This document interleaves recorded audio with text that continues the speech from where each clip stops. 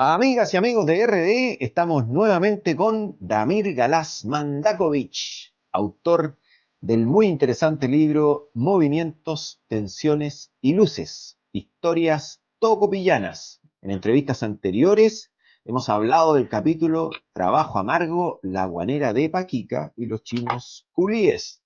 Y luego, en una segunda entrevista, hablamos del capítulo Camino Costero al Norte, picotas y palas para una ilusión. Y en esta tercera entrevista queremos hablar sobre el capítulo titulado Basuras y fiebre amarilla en la postguerra 1882-1925. Amir, muchas gracias por concedernos nuevamente una entrevista. ¿Cómo estás? Hola Guillermo, ¿qué tal? Un gusto saludarte. Aquí estamos en Tocopilla, en una cuarentena. Hace 108 años que no había una cuarentena en Tocopilla. Bueno, y nos tocó vivirla. Así que ahí Oye, estamos Damir, viendo cómo se avanza.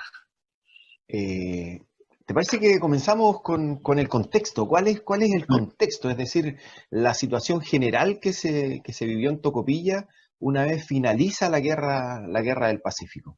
Mira, más allá de la anécdota militar y la propia violencia de una guerra, una vez que Tocopilla se convierte en chileno el 22 de marzo de 1879, el primer problema que tuvieron los militares, más allá de andar persiguiendo bolivianos y peruanos, fue administrar la basura de la ciudad. ¿Ya? Una vez que esto se convierte en chileno, se reorganiza la industria salitre, se empieza a construir un ferrocarril, y esto generó la atracción migrante. Empezó a llegar mucha gente de la zona central, de la zona del norte chico, y esto se empezó a poblar de un modo muy espontáneo. Y el principal problema fue, evidentemente, la mala calidad del agua, la ausencia también de ella de pronto, y la gran cantidad de basuras que empezó a diseminarse por gran parte del territorio costero. Pero más allá de la basura también tiene que ver con que cómo la basura genera la difusión de una gran cantidad de enfermedades, prácticamente lo que es el cólera, la viruela, la bubónica y un sinfín de otras enfermedades que empiezan a diezmar a la población. Entonces, esa es la escena, ¿no? ¿Qué medidas toma el gobierno? Entiendo que son militares y también civiles los que ya están a cargo de Tocopilla. Sí, bueno, un militar se hace cargo, luego se nombra al primer gobernador chileno, Fabio Sañarto se llamó, un gobernador aquí en Tocopilla. Entonces, la conjunción entre militares, políticos y mundo civil hizo que se crearan verdaderas juntas de vigilancia, policías sanitarias, una gran cantidad de juntas de salubridad, que lo único que buscaban era generar una persecución y una delación de quién estaba infringiendo los innumerables decretos municipales y de la gobernación para que la gente no quemara las basuras, para que no las arrojara a la calle, para que los animales muertos no fueran lanzados de las quebradas, en fin, también para evitar una gran cantidad de fogatas.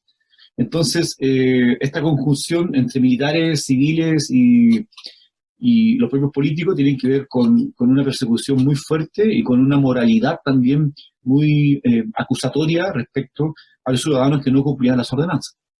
¿Qué pasaba con el gobierno en tema de la política de retiro de basuras, por ejemplo?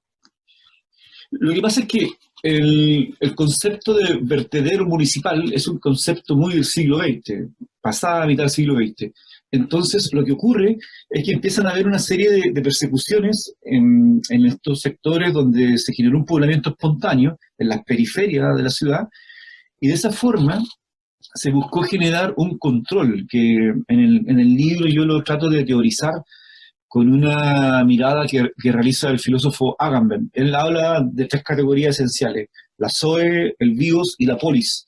La zoe es básicamente esta vida biológica al borde de lo jurídico que genera evidentemente un caos, y por eso es necesario controlar a la población y generar evidentemente una vida calificada dentro de una normalidad, y así construir en el marco de norma, construir normalidades.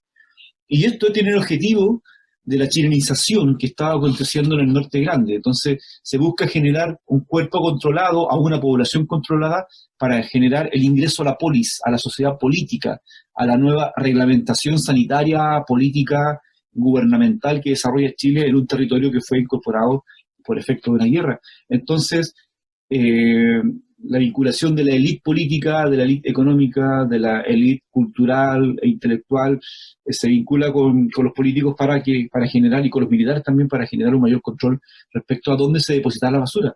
La basura se depositaba en las quebradas, se lanzaba a la calle. Tocopilla era una ciudad llena de charcos, con un muy mal olor, por lo que describen los documentos, y también una gran cantidad de basura era lanzada al mar. Entonces también surge una política de generar una especie de fuego moral, de quemar las basuras y así también denunciar y castigar socialmente y visibilizar a quien estaba cometiendo una falta. Entonces hay toda una tensión que tiene que partir y parte por la administración de la basura.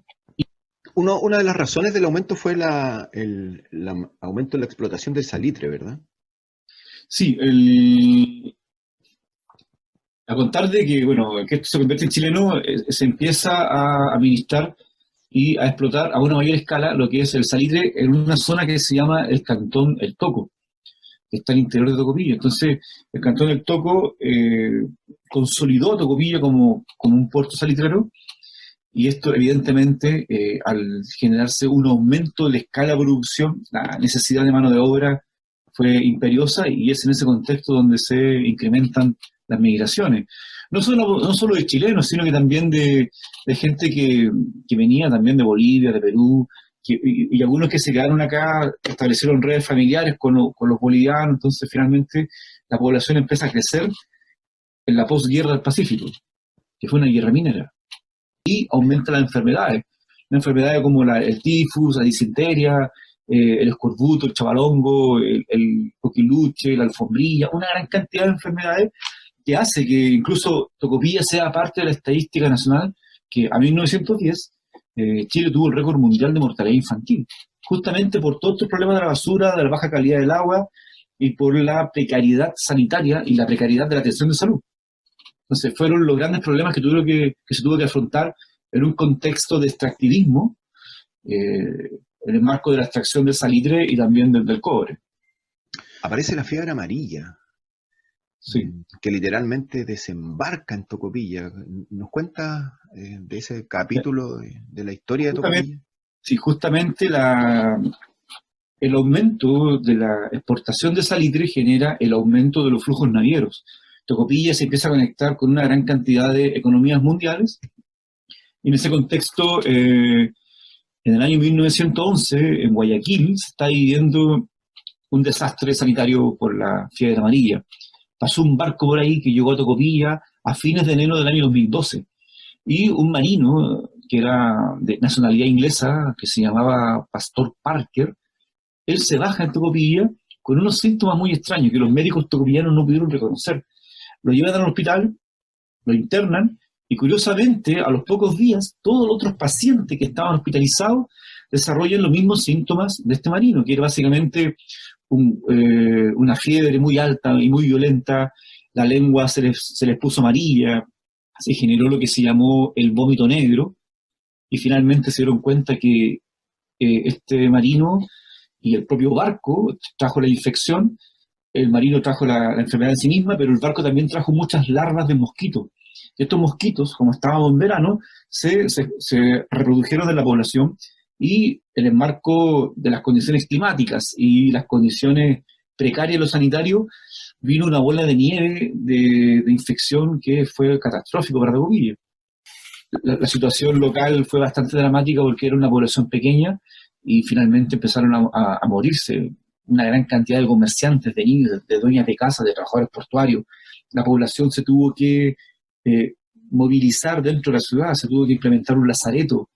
Llegaron los militares porque se estableció una cuarentena, y esta cuarentena hizo que no entrara ningún barco, y esto generó otro problema, la falta de alimento. Entonces el hambre también generó muchos dramas, y también generó muertos, pero que no fueron contabilizados como muertos de la fiebre amarilla. En una ciudad que no superaba los 6.000 habitantes, murieron alrededor de 320 personas, lo que proporciona a su población es muy alto, y evidentemente el miedo y la catástrofe sanitaria fue muy grande. Mucha gente migró hacia el sur de la ciudad, instaló campamentos, desoyendo también las órdenes de las autoridades. Muchos pampinos bajaron al puerto y también La Pampa fue un lugar de alta mortalidad. En el primer mes hubo 80 muertos. Entonces hay todo un caos sanitario que busca ser controlado a través de la fuerza, a través de los militares, a través de una cuarentena muy, muy estricta y finalmente son 6 meses de tragedia. Esto se supera recién en el mes de julio. Los médicos y estudiantes de medicina, el personal de servicio de salud se alzan Sí. como los héroes, ¿sí?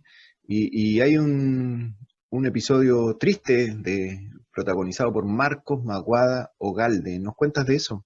Sí, mira, en el marco de la que se decreta Tocopilla como una zona infectada, lo cual significa la inyección de recursos, se manda a una comisión de médicos, la cual está liderada por Lautaro Ferrer, un destacado investigador chileno que ya había combatido la fiebre amarilla, la bubónica y el cólera en distintas partes de Chile. Se suma también otro intelectual del mundo sanitario que fue Leonardo Guzmán, ¿verdad? Que luego fue ministro de Salud, fue senador por el Partido Radical, y entre ellos también llegó un joven de 24 años que era de la zona de Ovalle, de un pueblito que se llamaba Pedregal. Él se llamaba Marcos Macuado Galde, él estaba en quinto año de medicina, y evidentemente junto con los militares, los médicos, se despliegan como los grandes salvadores de esta patria, ¿no? Y dialogan en este lenguaje como de heroísmo. En ese contexto, este joven muchacho y estudiante de medicina cae infectado, muere muy prontamente, y esto generó evidentemente una conmoción nacional. Entonces, esto hizo que la figura de Macuada eh, se viera prácticamente como la figura de un héroe, de un hombre que ofrendó con su cuerpo a una lucha sanitaria y evidentemente su memoria queda plasmada porque en la zona de Ovalle hay algunos colegios que llevan el nombre de él, en Tocopilla, eh, el hospital lleva el nombre de este muchacho, ¿no? De este muchacho que no alcanzó a titularse, pero aún así lo presentan como doctor en medicina, a saber que no, era solamente un estudiante. Fueron aproximadamente 6 meses, ya a comienzos de julio se da por controlada la peste. Sí, mira, hay varios factores que llevan al control de esta peste. Lo primero es la militarización de la ciudad. Evidentemente se construyó un lazareto el cual estaba rodeado por un regimiento dispuesto a matar a quien se acercara. Luego está también una técnica que se llamó la técnica de los salnatrones. El salnatrón es la mezcla entre pólvora, agua y salitre, y esto generó una gran humareda que finalmente significaba que los mosquitos se iban muriendo y todas sus larvas también se iban extinguiendo. Esto también permitió que llegaran una serie de aparatos también. Hay un aparato muy, muy costoso en su época que se llama el aparato Clayton, que servía para fumigar los distintos barrios obreros, los barrios periféricos de Tocopilla. Y también hay otro factor que ayudó, que fue la entrada al invierno. La baja de temperatura permitió que las larvas no generaran una reproducción. Y al mismo tiempo, ya el control a través de las cuarentenas significó que finalmente en julio ya no existieran muertos ni infectados por esta epidemia. ¿Cómo ha sido el comportamiento hoy día de la población de Tocopilla en relación a lo que estamos viviendo del COVID? Mira, los datos, hay varios datos que son interesantes. El primero tiene que ver con que hay una hipótesis que menciona que el material particulado en el aire, el MP10 y el MP2,5, es un transportador de virus, ¿ya? Y esto fue una hipótesis que se lanzó hace 3 semanas en los Estados Unidos, que justamente en los lugares más contaminados es donde hay una correlación con el aumento de infectados y también de muerte. Y si miramos el panorama regional, lo que es las localidades más contaminadas es María Elena y Mejillones. Mejillones es la capital termoeléctrica ahora del norte grande de Chile, y María Elena es la capital de la minería de los nitratos y de la minería no metálica. Entonces, en estos dos polos de desarrollo hay una gran cantidad de material particulado que está en el aire.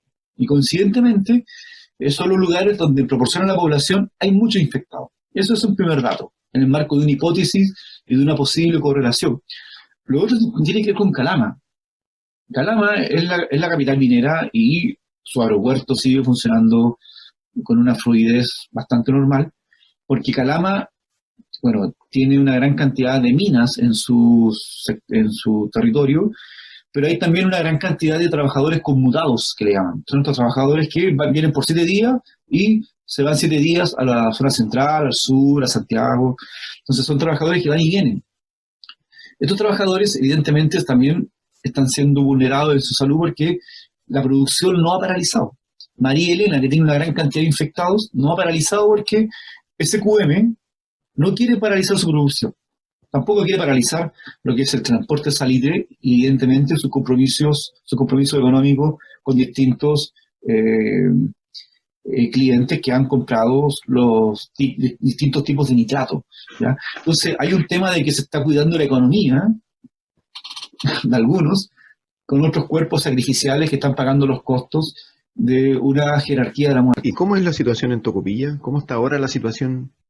En Tocopilla se decretó cuarentena a saber que hay menos enfermos que Mejillones y María Elena, pero el sistema de salud aquí es precario y como ya está colapsado el sistema sanitario de Calama y Antofagasta, se decretó una cuarentena para que la gente no se enfermara y así no estar enviando gente a estas dos ciudades.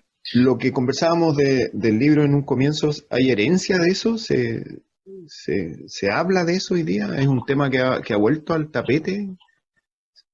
Sí, mira, siempre la historia nos ofrece esta referencia, ¿no? Este referente empírico. El dato es ese, hace 108 años que no había una cuarentena y la superación de la fiebre amarilla, que fue una epidemia, que duró 6 meses, tiene que ver con que evidentemente se tuvo que aplicar prácticamente la fuerza, hubo una mayor cobertura sanitaria, se inyectaron muchos recursos y las medidas de mitigación de la infección fueron mucho más apresuradas, ¿ya? Fueron mucho más efectivas porque Tocopilla se declaró como una ciudad infectada al mes siguiente de que esto se descubrió. Sin embargo, las políticas sanitarias en la actualidad, han ido mucho más lentas. Hay otros horizontes que se están cuidando, otros intereses. Esto ha generado, evidentemente, cifras, listas negras en listas públicas. Poco a poco se ha ido visibilizando esto y ciertamente es muy grave. Pero bueno, finalmente la historia nos enseñó que la conjunción y las buenas prácticas de autoridades, militares y la propia ciudadanía deben ser muy armoniosas con el propósito de cuidar nuestra vida, ¿no? Y de cuidar nuestra vida comunitaria, familiar y evidentemente nuestra vida personal. Sí, hay que confiar que vamos a superar esto, sobre todo en Tocopilla, que tiene la historia de varias pestes, ¿no? Eso que siempre es bueno mirar la historia, porque la historia nos indica esto. De pronto hay muchos procesos que se están viviendo hoy y se presentan como primera vez en la historia. Pero evidentemente la historia está llena de pandemias, de epidemias, de problemas sanitarios, de errores, y de pronto hay que mirar a la historia y ver qué fue lo que pasó, qué es lo que se hizo, porque se presenta esto como si fuera primera vez, pero por ejemplo la gripe española fue catastrófica en muchos campamentos mineros acá en Chile. El año 57 también hubo otra peste. Sí. Y para qué hablar de las historias locales de Antofagasta, de Arica, de Iquique, donde hay otros procesos de fiebre amarilla, de plaga americana y de problemas también, de otros problemas también son muy fuertes. O sea, la enfermedad venérea, por ejemplo, en los pampinos, fue terrible. La arenorragia, la gonorrea. Oye, los historiadores no necesitan de la religión, ¿sí? Sí, no, está bien. Bueno, de pronto la historia es patéticamente pesimista, ¿no? Pero bien, pero nos da las luces para poder seguir avanzando y poder comprender de mejor modo nuestro presente.